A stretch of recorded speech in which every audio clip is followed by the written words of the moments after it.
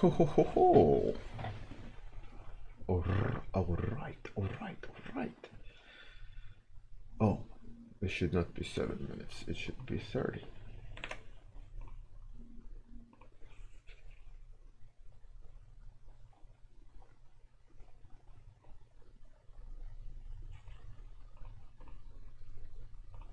There you go. There you go. Now we're good. Hey Gria, how's it going? Good morning, Gria. Bang, bang. Bang, bang. I got the gold. I got the golden warm-up, yeah. I got... Good morning. Today I was thinking I'll color in the what's it called?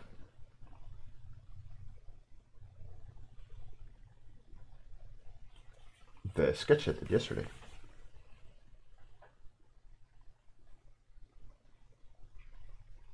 Hey Shartha. Cosmoverse. Cosmoverse. This sounds like a space opera tabletop RPG game. Welcome to the heroes of Cosmoverse.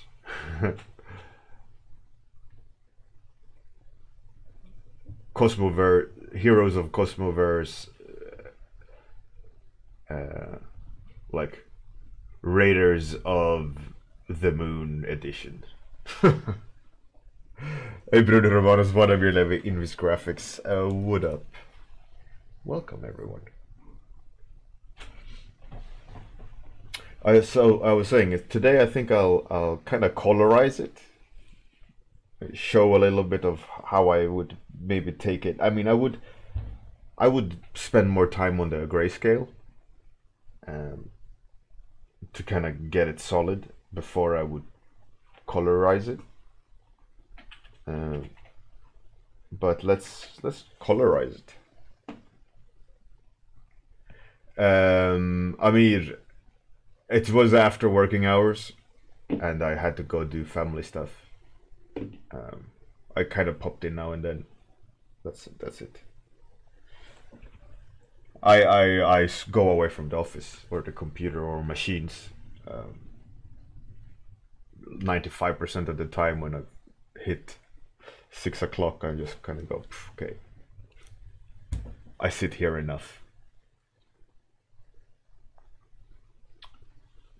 But then when everyone goes to bed, I'm like, all right, what should I do? I'll just go and paint some or work some or do a project. Hey Captain Boss, how's it going? Alright, I think it's time. Let's start the time. It's 10 past. Hey Kilrathi, how's it going?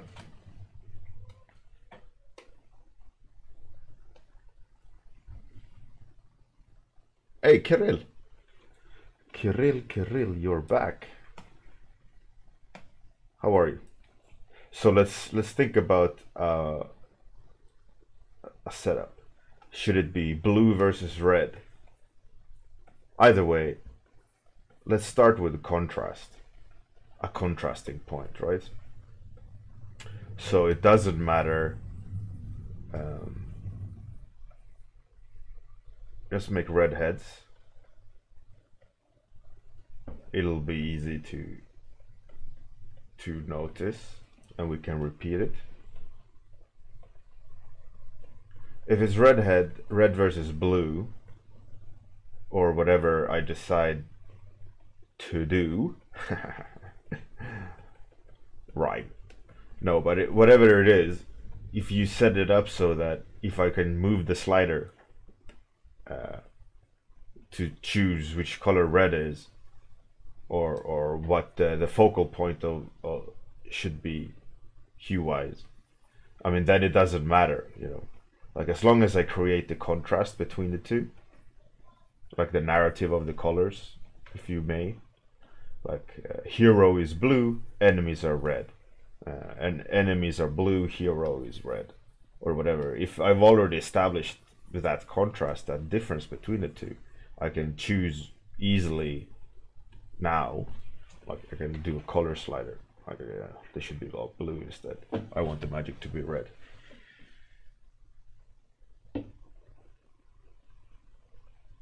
Hey Charles 300, what's up?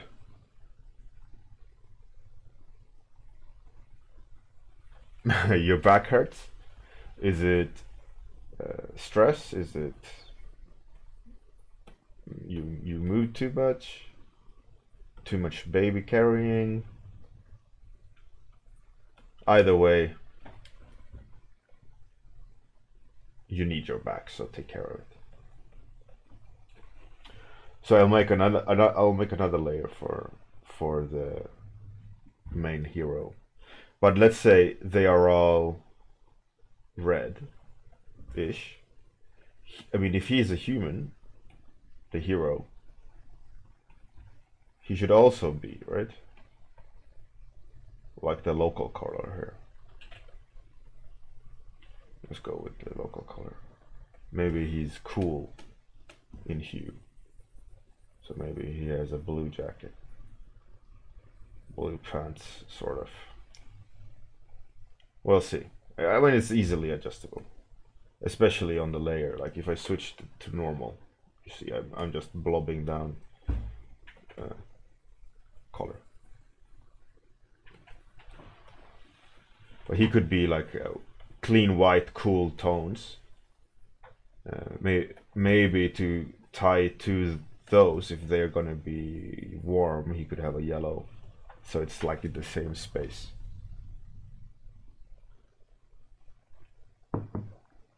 Gria, it is. It can be a very efficient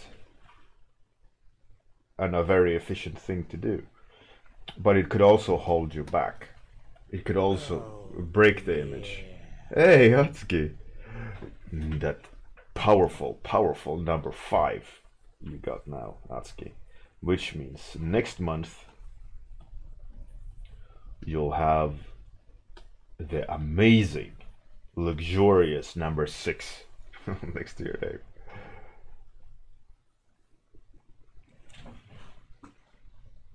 Level 3.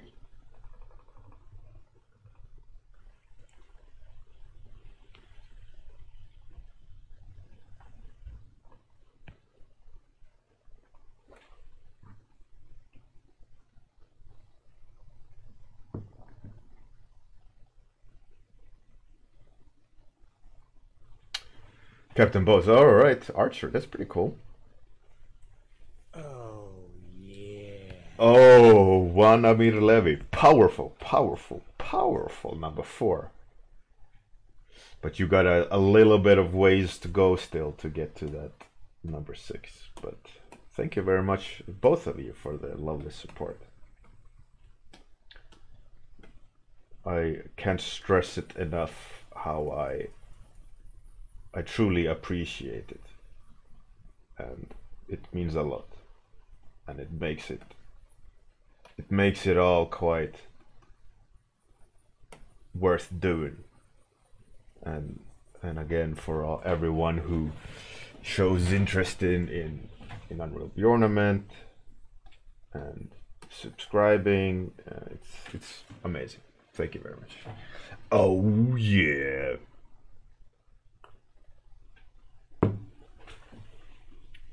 I'm gonna throw those gang signs again, but the golden ones. Gold. Alright, so what I usually then do is, because I like doing those tricks about warm and cool. So let's say they are warm, he is cool, he is in their world, so let's make the world and the light. Let's actually, no, let's flip it. Let's make the cool light source in a warm world. I think that makes most sense, right? A cool light source in a warm world. Yeah. So they had very orange. If they are kind of, they should be like a sick yellow maybe in the overall tone, because they're going to have very red heads.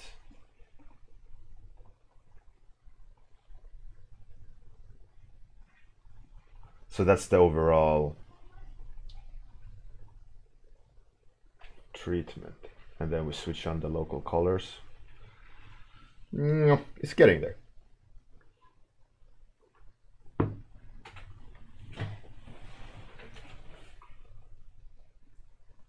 Yeah, physiotherapy, you need to stretch the muscles, you need to work the muscles.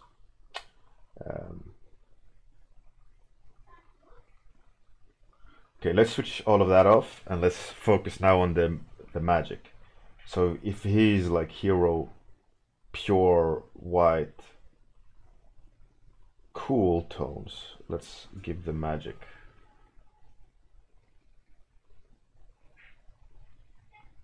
A cool tone on top, kind of like that.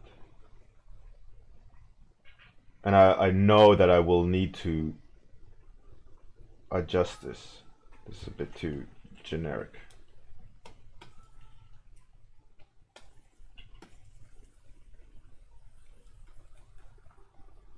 But I kind of want a little bit of that blue to go through the image, like at the hotspot where he is, to signal, you know, that the hero is in the center.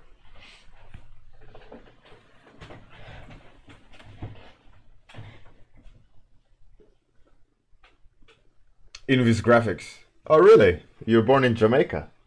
Jamaica, Jamaica. Yeah, I like,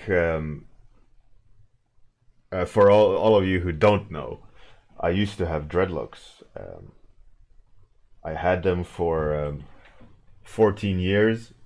They were down to my knees. When I cut them off, they were significantly shorter than their ultimate, like their full length. But they were 3 kilos when I cut them off. And they were a big part of me for a long time.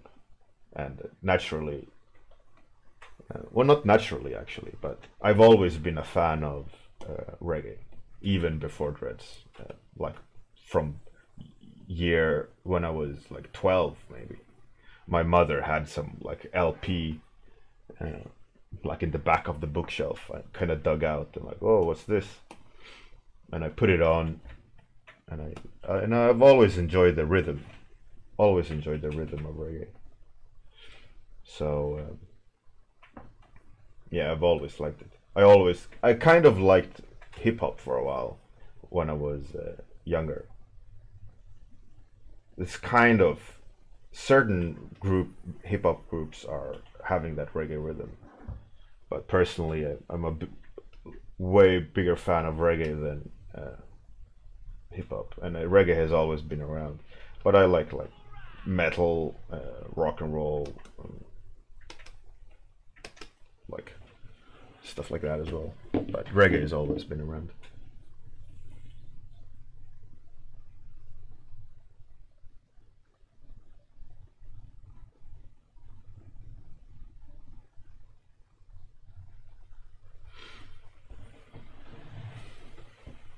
Hey, thanks for the follow. Mercury Chicken. What's up?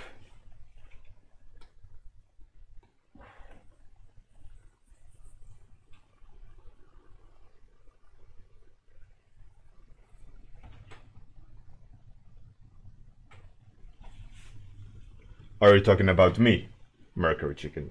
That my portfolio is cool. In that case, well, thank you, sir, madam, sirs, madam, Mrs. the. I don't know nowadays what you should say. People. Amir suggested people. Thank you, people. Thank you, sir. I guess.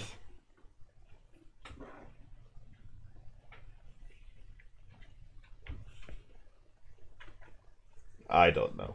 I'm old school. I'll just say something. Something. I don't know. Thank you, human. If I always start from grayscale, I must say,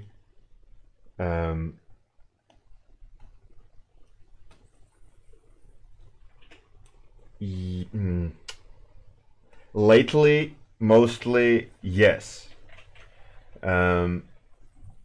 One of the reasons being it's great for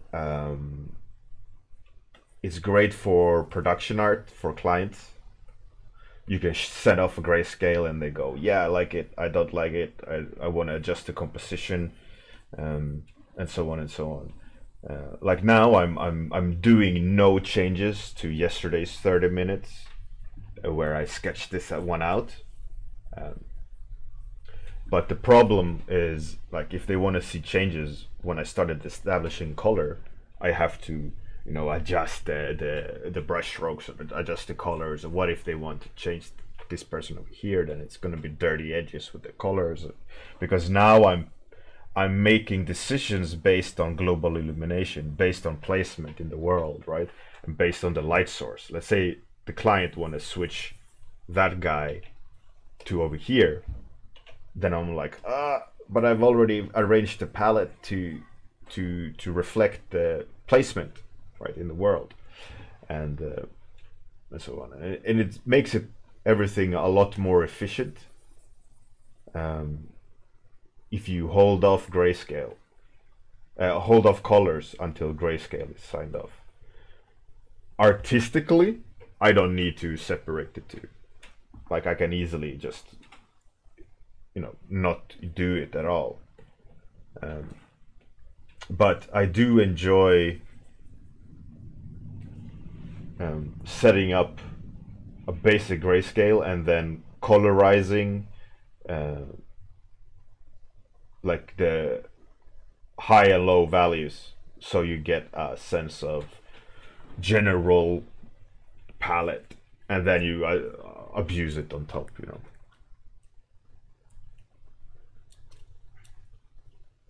Hey, the Mind Waker, how's it going? Oh, and Pixel Rabbit, how are you? How are you? Good morning, good evening, good evening. I don't know which part of the world you're at, but welcome.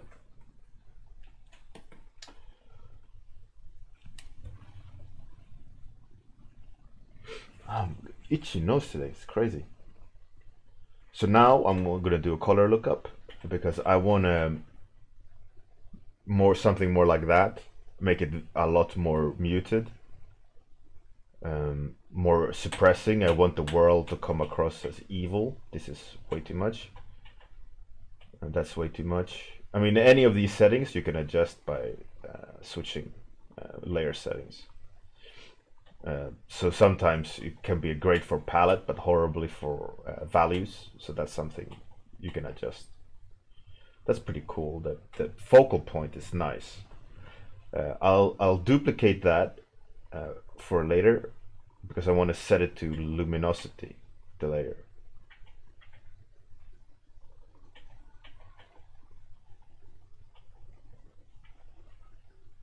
That's pretty nice as well when it comes to values. I'm going to duplicate that as well. And I saw, which one was it? Was it that one? Candlelight. Yeah, that was the one. So let's see. Let's set that one to luminosity. It's way too dark. Yeah, it gives it a little bit of a punch. Set that to luminosity too. Switch that one off. It's a bit too heavy. A bit. That's kind of nice. And let's switch that one off.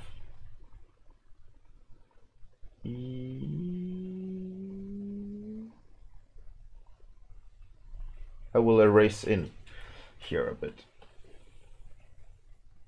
Like, I think that's the trick with using these settings, and like grading options that there is in Photoshop and so on, and a big part of painting your painting is to know what your next step is, like to understand what you need to do to get where you need to go.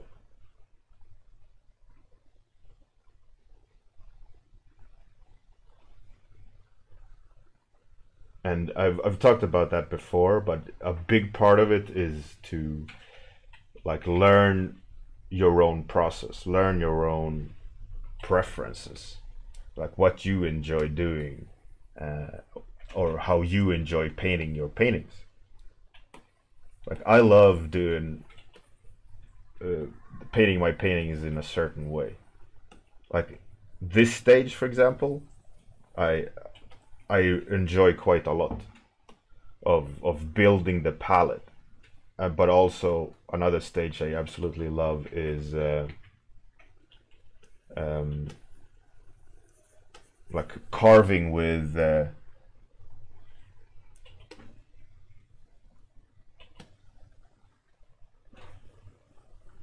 am I doing any damage whatsoever? Oh, it's set to luminosity. Idiot.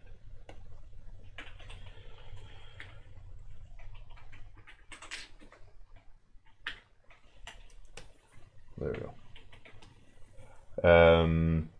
Carving with paint, like three-dimensionally carving the painting, like sculpting. That's I absolutely love. Yeah, and like I said, one of the things I love is setting up the palette and setting up the complexity of the painting, and as you can see, the value change. The values change quite significantly, but that's intentional. I didn't push the grayscale far enough because I know I would mess on top of it. Right, I want to have the base that allows me to. I want the base to allow me to be able to force it into the right space. Right, I don't want to start off too dark because I know the goal of the painting in my head was to show a fight between good and bad, bright.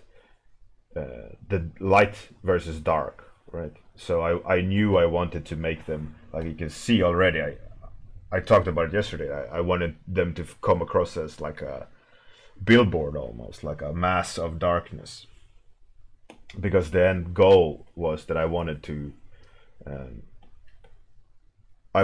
play with the idea of the magic shining the way, illuminating the enemies through darkness.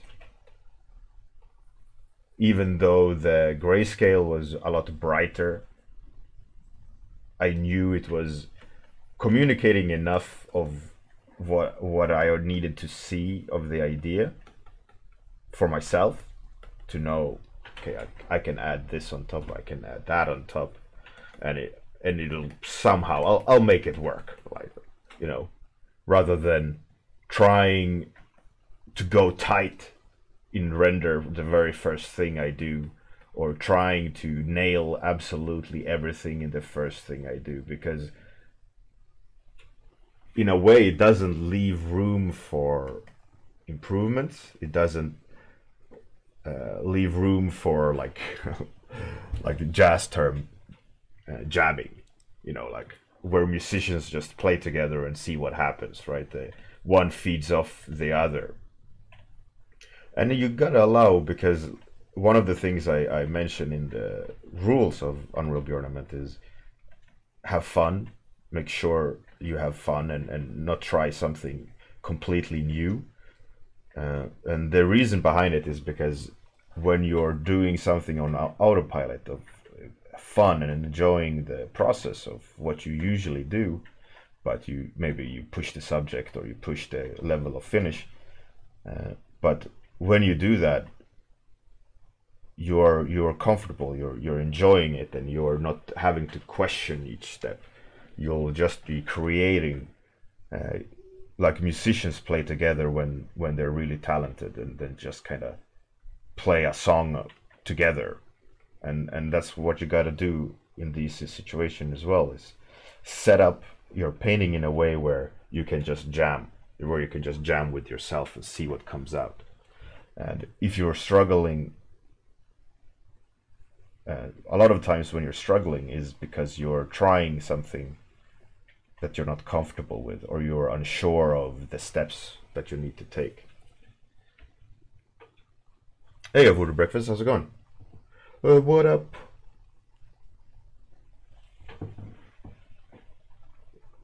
So that's what, for example, what's great with doing warm-ups, and not be afraid of testing techniques, or sketching and testing techniques through sketching or experimenting, with your not your portfolio work, but your sketch work or experiments.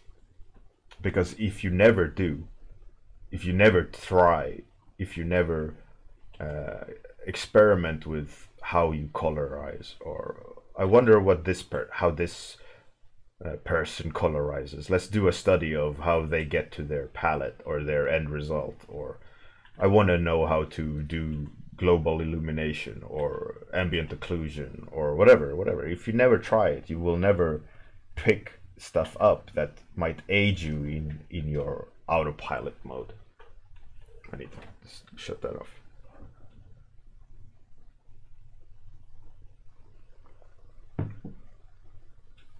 Cosmoverse. I think making it stupidly simple but really, really good is a great way to do things.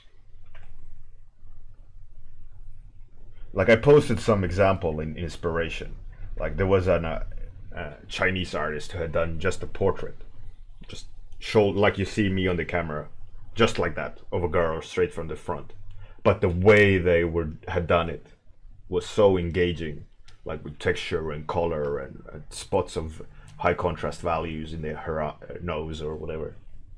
And it was like engaging. But when you think about it, it's just a girl, shoulder and head, right? But if you would have done that for the subject of Unreal Bjorn 2, like magical powers, maybe she has a magical tattoo somewhere or whatever. And that could be enough because it's just simple, done really, really well.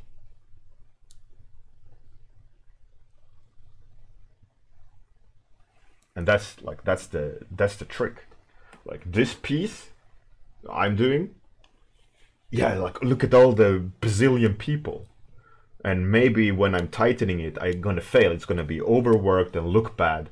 And maybe what I should have done is just done the character hip to head, maybe. Or maybe this is where I would find my winning thing, depending on. Let's say I would do this for the tournament, right?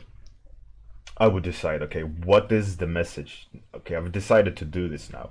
What is the message I want to convey here? Is it motion? Is it power? Is it color? Like, what's the main, like, if you break it down to three things, it's composition. It's a challenging composition. That's one of the main things I wanted to tell with the story, is this take on a composition. Another is I want to show light and dark, which means I can be suggestive if I have a lot of these things, or I can be very descriptive and render out absolutely everything. But I am going to decide that I'm not going to render every character here. I'm going to let a lot of it lie in texture. I want texture to come through because I like texture, right? So if pushing this further, I would not zoom in yet, because the render doesn't require me to zoom in and detail up, because this is how you're going to see the image. It's not going to be printed. It's not going to be anything else other than just me doing an entry for the competition, right? So I'd work on this scale as far as I could until I reach a point where I can't get an edge straight, or something is missing because I can't be fine enough in my mark making. Then I would zoom in that particular area and get that edge straight or correct or whatever, and then I would zoom out again. If anyone has looked at my lunch streams, I have two windows open, one zoomed out and one zoomed in, so I can like spot corrections.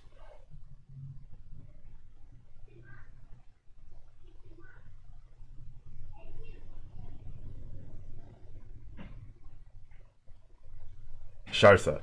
Yeah, I mean that could be a good thing. I mean, if you can't deal with it, why push through? Epicness doesn't come with like 15 people and an environment and everything and everything. It's about impact. It's about narrative. It's about impression. It's about design. It's about color choices. It just because you can zoom in doesn't mean you need to. Just because you can have 10,000 people in a painting doesn't mean you have to. Because if it's not there, if there's no point in having it there, why add it there? You know, it's all down to what you needed to say, and why. And I mean, how to get to that point, not how 2 times.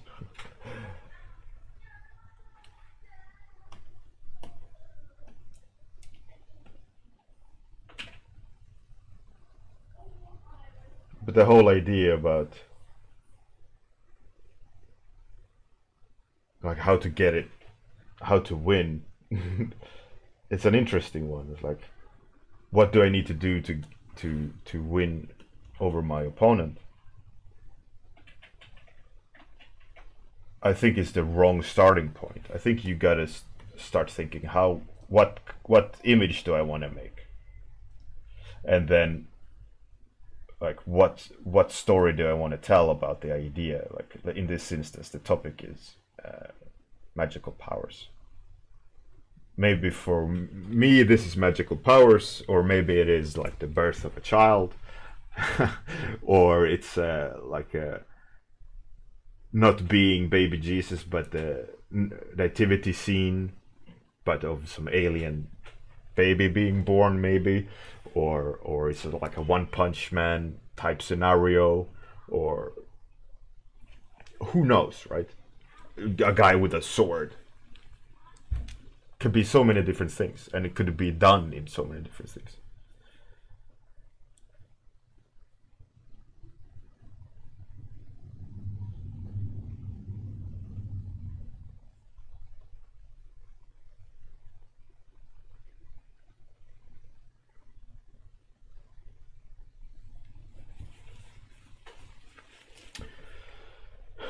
It doesn't, like Pro Tools has nothing, like whatever you think Photoshop is or Krita is, it doesn't matter. Look at a lot of artists who starting to use Procreate and iPad Pro. Look at James Zapata and so on. It doesn't really matter what program you're using. It's how you're using it and what you feel is close to your natural or learned behavior. I mean, like I use Photoshop because I've used Photoshop since Photoshop 3, which was in '94.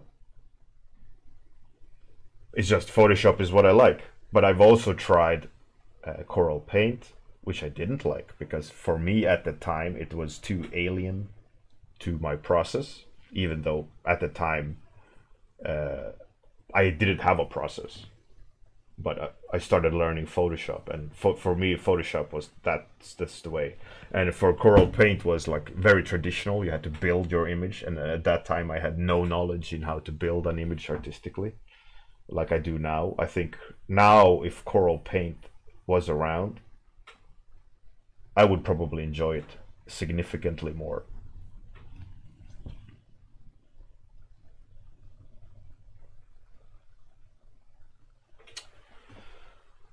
The thing with that is your process of how you go about painting. Some people have a problems with iPad Pro and mobile, like on a pad, because it's so small and fiddly. I am so used to 24-inch monitor, so when I do on a small screen, I have a issue nailing what I need to nail.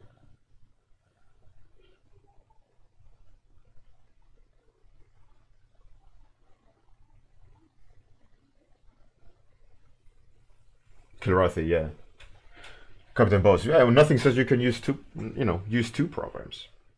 All right, but that's it. That's the colorization process I would go about. So as you can see, the grayscale allowed me to push around a bit more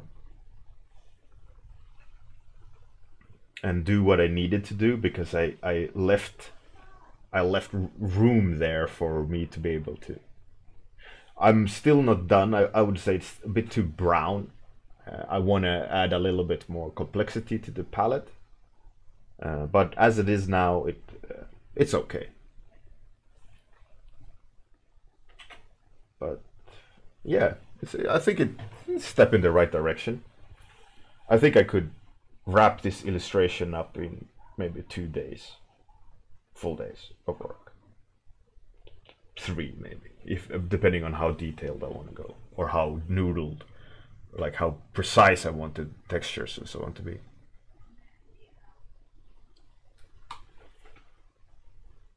I think I'll add a little bit of a contrast on top.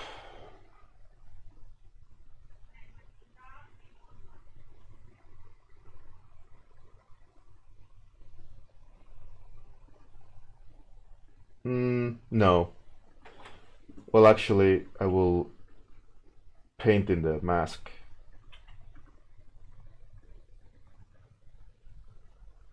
I kind of like the contrast more on the sides.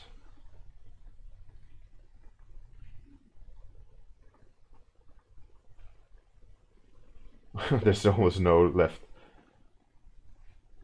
Let's just remove everything. Yeah, well, that's it. Or actually, let's do one more last thing. Let's do some more blue and double up on the high value range.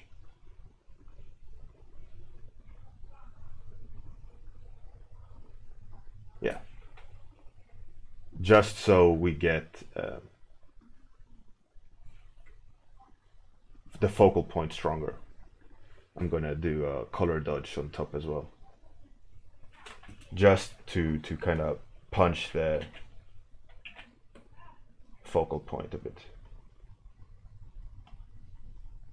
It was a little bit too subtle, I think. Let's see, let's do that. And this is where I said I was finished, and these are the subtle smaller changes. I think they are better, and it does more what I wanted it to do with the thumbnail of it being in the pocket, a pocket of blue light in a dark world, or a pocket of light in a dark world. All right, let's raid someone. Anyone have suggestions?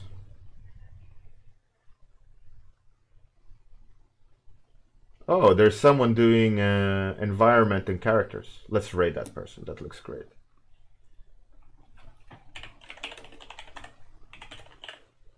Is that how you spell it? That is how you spell it. All right, let's raid Junk Spur. Some support for that artist. I like the style of that artist. Thanks everyone for joining in. Thank Wanamir and Atski and Cosmoverse. Actually, Cosmoverse was yesterday. Atski and Amir for the subscription. Crazy. Thank you for the support. Have a great day. Good night. Goodbye, humans. People. Have a good one. See you tomorrow.